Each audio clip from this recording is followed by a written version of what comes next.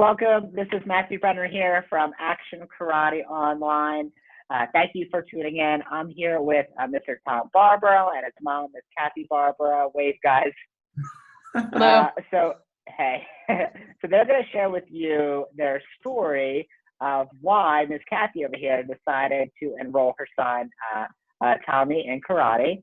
And they're going to share with you how the skills he learned in karate, specifically about goal setting, helped him learn about how to set goals and achieve goals from a young age, starting at 5, all the way to being admitted to Duke University and becoming an expert level chess player, just shy of that master level status. So you guys got to hear about that story. So thank you for joining us today. So Miss Kathy and Mr. Tom over there, welcome. Thank you. So Miss Kathy, give us a little bit of background. Why did you first decide to enroll? I want to hear background about you guys. Tell us who you are, like what you do. Tell us a little bit about yourself. So I'll start. So I'm Kathy Barbaro. I'm an engineer by training and have worked professionally as an engineer for 30 some years. That's about it. Okay, cool. And Mr. Tommy, go ahead.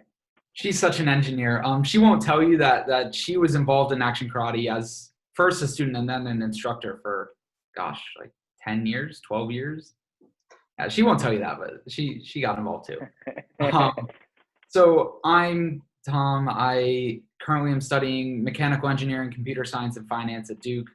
I'm obviously a big nerd. I also played chess at an international level when I was in middle school and high school.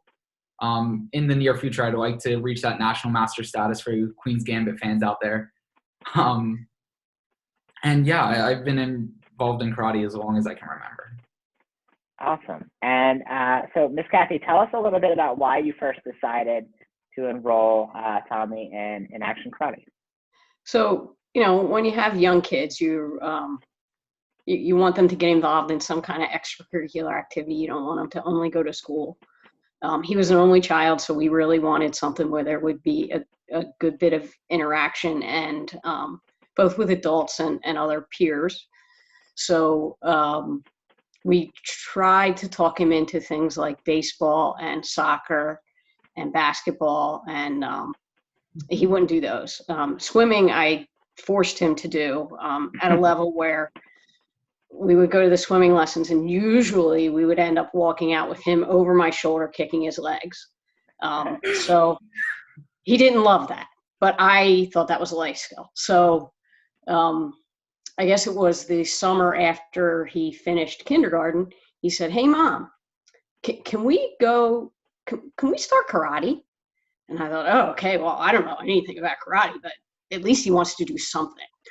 So networking a bit with other parents and learned about the Action Karate program and went to check it out. Thought the environment would be good for him. And so we did a trial. I think it was probably a 6-month contract or something, which then turned into multiple contracts over the course of 12 years. So he trained the whole time he was in school, in grade school. Okay. Okay, wonderful. So, so when you first signed him up, it sounds like you made him do swimming, and he tried all those other sports, and the other sports didn't work. Why do you think you stuck around with that? I think because it is both mentally and physically challenging, and it really it was an environment where he was encouraged to be inquisitive, which is the only way he really knows how to be. So picture going to the soccer field and asking 100 questions. The coaches they don't want to deal with that.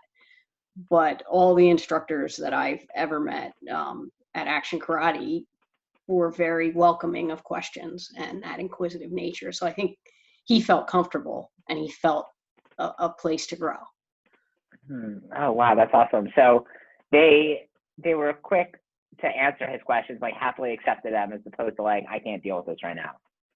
Yeah. And even like, because the questions he would ask at 5 years old were like, 15-year-old would ask. So, that sometimes adults don't even know how to answer the questions that come out of a kid like that. And I felt like the confidence level of all the instructors was such that they weren't intimidated by that. They were okay with saying, well, I don't know, but did you think about this, or something to make it a positive experience for him.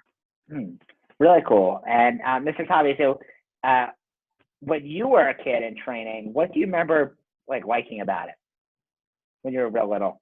Oh boy. So the memories are blurry because they were 14 years ago, but I believe I wanted to start because I watched a commercial about karate on TV and I was like, whoa, that's really cool. And I would think what I liked the most about it was the community being there were people I got to meet who were older than me who could at least, entertain my questions like that. So I was around adults, since my mom trained as well, she had classmates and I could talk to the classmates and ask them questions. And they had maybe some older kids who were, a few years older than me. And I think I was bored a lot of the time in that kindergarten age range, it was mentally stimulating. Okay. So it sounds like you like the family atmosphere and having kids that are older than you who you can either A, talk to, or B, kind of bounce ideas off of. Yeah. Look up to, something to aspire to. Okay, so if you look back now, and obviously this is a long time ago, but your martial arts journey, your karate journey is really long. When you look back now, what do you feel like are the biggest benefits you got out of it? Is this for both of us or me specifically? Let's go with you.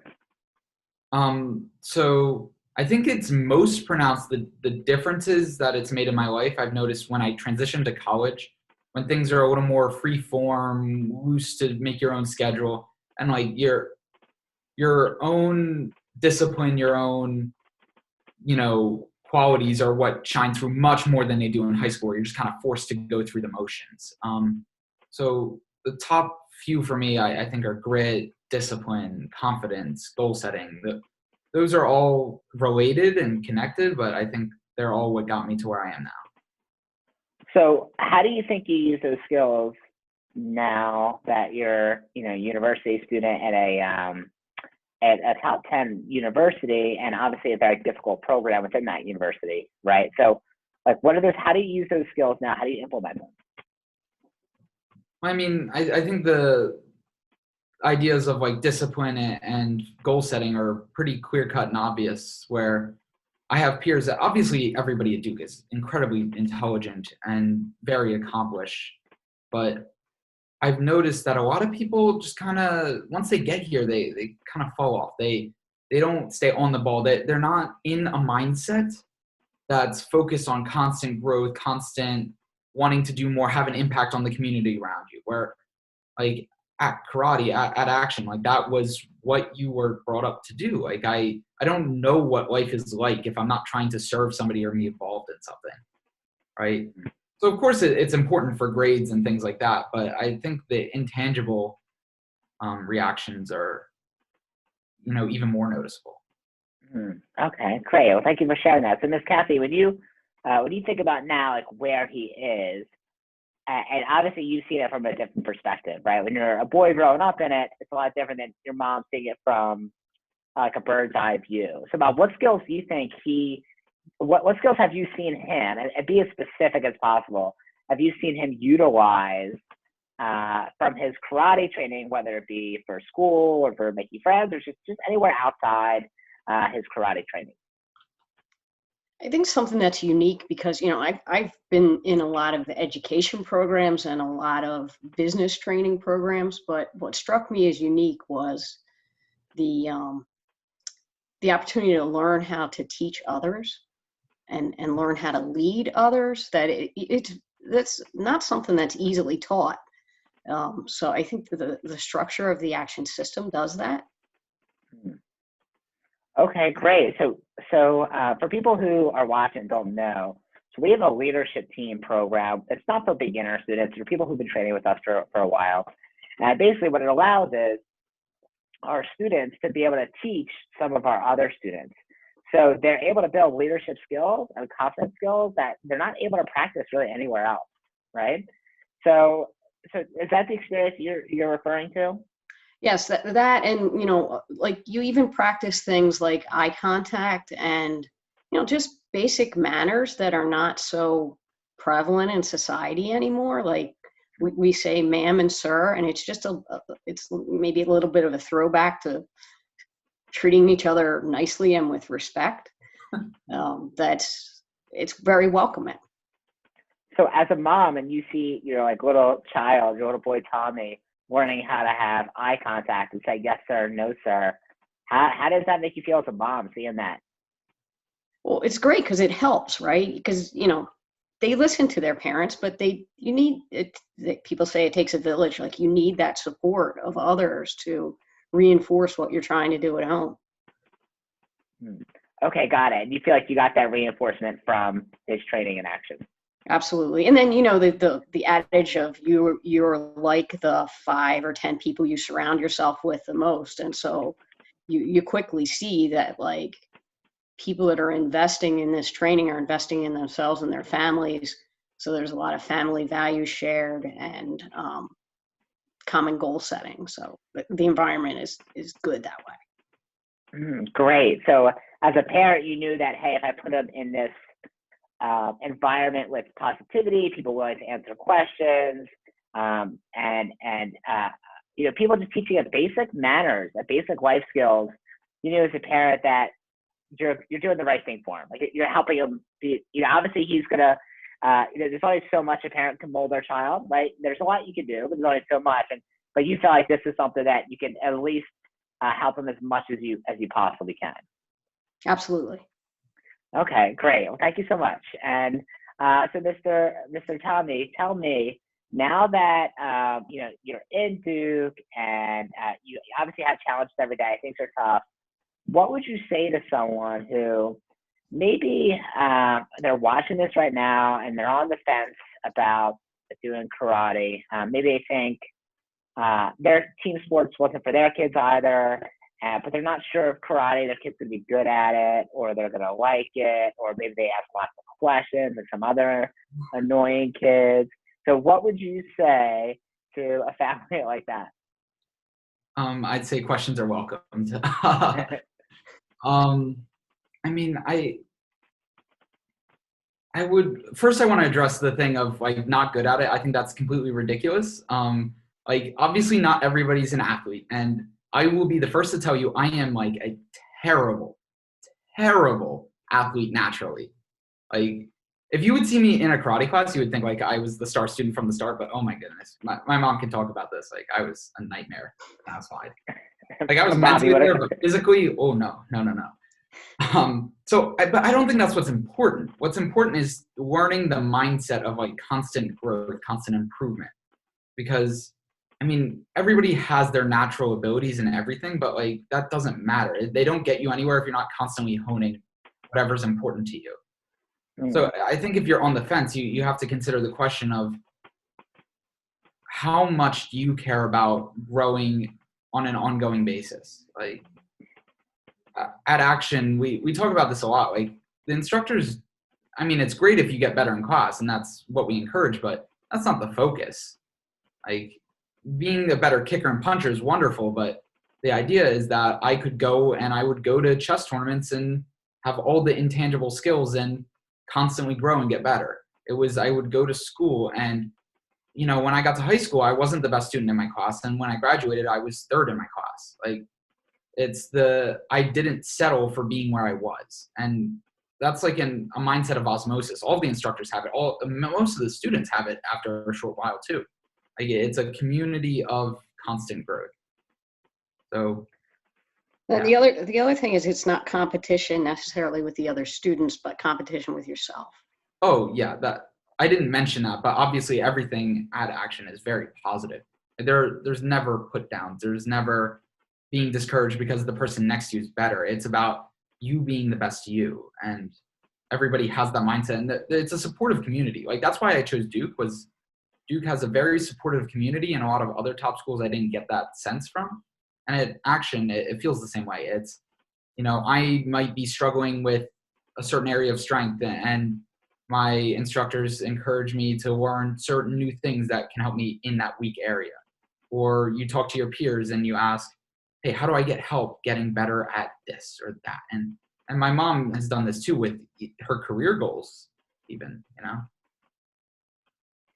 That's really cool. So, Mom, you said something a moment ago about, he said something about not being a star athlete, right? And but he was able to excel in karate, do well at that. And I think a lot of our, of course, we get students for athletic, and it's going to help them with other sports.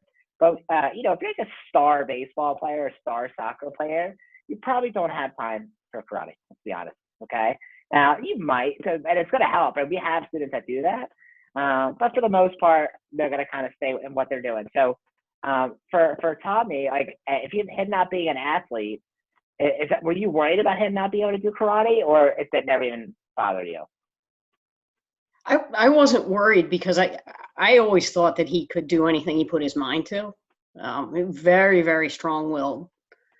So that's a blessing and a curse, right? So if a strong-willed person decides to do something that's detrimental to them, it's really hard to get it turned around. So I wasn't concerned at all. And he immediately fit in. He immediately embraced it's the goal setting, like the kick this high, the kick a little higher, and then, stripe testing and belt testing. So you get pretty engaged pretty quickly. When did you decide to get involved? Like, at what point in the journey did you start training yourself? So he probably had trained for about 4 months, and there was a promotion in January for parents, and I think the kids got, X, red, white, and blue star probably. And he had to have it. And there was no way he was talking his dad into it. So I had to go for it. And was I concerned that I could physically do it? Absolutely. But I just did it. That's so great. So looking back at your own journey, and you guys, so Dad never got involved in karate. Never did. Right? It was just you and Tommy's thing. So how did that impact your relationship? Like mother and son, like you guys like training together? I think we shared a lot of time together. So there were a lot of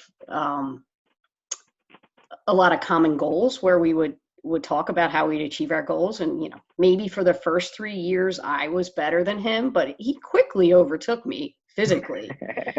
And, as we got into the training a little deeper, running and more physical things came into play in order to progress. And, he became my coach then. So it was, it was a little bit of role reversal. And then, we still have a lot of common friends. Awesome. So let's say, I know it's almost funny to think about because it's such a big part of your life, but let's pretend you never took that step to, network with whoever you did to find out about karate classes and sign him up. How do you think life might be different now for either Tommy or for you, both of you guys? I can't even imagine because he started when he was 5. I think for me, I would have let the career pressures and the pressures of having a kid and putting all my focus on them, I would have been in very bad physical shape probably by the time he went away to college. And who knows if I would have been in a position to turn that around at that time. But I kind of feel like participation in karate helped me at least tread water to not age. Okay, super cool. So even, so it sounds like just staying on track, right? And not just A, having time to focus on yourself, not just in your son, but B, like dealing with stress and anxiety that comes with like a high pressure job, right? And a demanding job. So really cool. And what would you say to someone, Miss Kathy, who's watching, who's maybe on the fence about calling us or joining our program? What would you say to them? I think it's probably the best investment you can make, and you should definitely try it. And maybe it's not for everyone, but I know very few people that weren't happy with it. And I don't know anybody that said, darn, I wish I hadn't earned a black belt.